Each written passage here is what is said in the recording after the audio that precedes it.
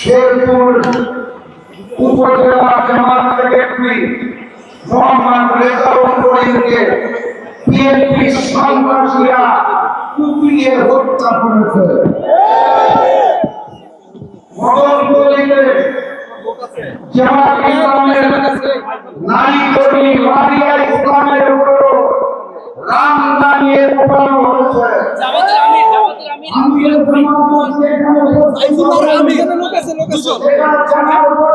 ভাই আপনি তো বসেন না, বসে কাজ করেন, আপনার ফ্রেম নষ্ট হচ্ছে ভাই। আপনি বসে করেন সবাই। এই বিএনপি ঘটনা পালিয়ে যাওয়ার পর 200 অধিক হত্যা করেছিল। এই বিএনপি ইশতেহার ঘোষণার পরের দিন যখন আমার ভাই ওসমান আলীকে হত্যা করা হয়েছে তখন তারা প্রতিবাদ করে নাই। এই বিএনপি গতকাল রেজাউল করিমকে নির্মমভাবে হত্যা করেছে। আপনারা কি বিচার চান? আমি এই মুহূর্তে কোনো বিচার চাই না। কার কাছে বিচার চাইব? কে বিচার করবে? বিচার আমি আগামী 12 তারিখের পর চাই। আগামী প্রধানমন্ত্রী ডাক্তার শফিকুর রহমানের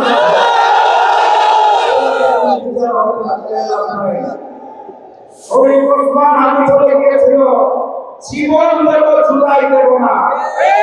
ওসমান আলী তার কথা লেগেছে জীবন এখন আমাদের কথা বলতে হবে। বললে বলতে হাতে জয়যুক্ত করে জুলাইকে আমরা দেব না। কথাবার্তা পরিষ্কার। ওই যে কোটাল কাস্তে আন্দোলন নিয়ে যারা আয়োজন চালাচ্ছে সব চলবে না। নীরবে যারা সন্ত্রাস চালাচ্ছে, খেলাবাজি চালাচ্ছে সব চলবে না। কথা কি বুঝে গেছে? একটা নাম পেয়েছি আমরা, সাইফুল আলম যার নামে দেখলাম বাংলাদেশে মিলিত হয়ে ঢাকা মহানগরকে গড়ে তুলবে ইনশাআল্লাহ।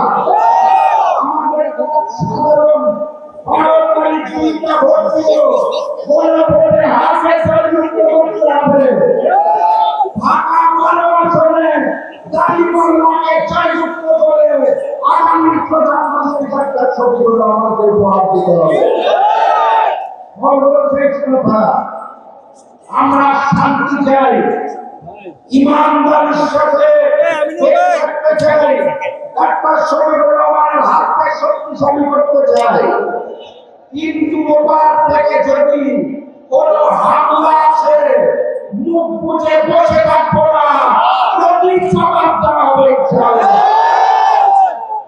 এই সেই আলামদাতা আমি ব্যবসায়ী ভাইদের বলতে চাই, যারা লন্ডন থেকে আগত নতুন মুসলিম দেশের আমার 3 দিনের মাথায় এই আলামদাতা আমি চলে যাই